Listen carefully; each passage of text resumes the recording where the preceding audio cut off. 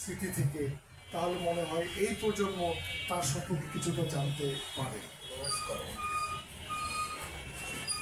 যাই হোক, স্বাধীনতা উত্তরকালে 1972 সালে এই প্রথিত যশা সাংবাদিক মোনাজাত উদ্দিনের সাথে আমার পরিচয়।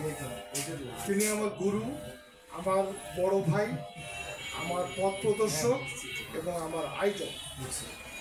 মোনাজাত উদ্দিনের সাথে যদি আমার পরিচয় না হতো, তাহলে হয়তো আমি সাংবাদিকতার এতটা পথ পেরিয়ে এই জায়গায় এসে দাঁড়াতে পারতাম না। যা 72 সালে মোনাজাত ভাইয়ের সাথে আমার পরিচয় হয় মকবুল হাসান বুলবুলের মাধ্যমে। তখন উনি চাঁদের হাট করবার জন্য আমাকে আহ্বান করেন।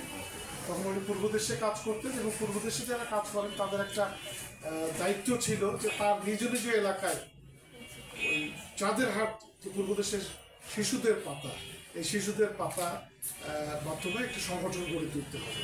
সেই সূত্রে উনি এখানে চাঁদের হাট নামে একটি সংগঠন গড়ে তোলেন। এর প্রধান হয় বুলবুল ভাই, মকবুল হাসান বুলবুল ভাই, সাবেক ক্যাডেট কলেজের অধ্যক্ষ। তিনি ইন্তেকাল করেছেন এবং সেই সময় তিনি আমাকে সাহিত্য সম্পাদকের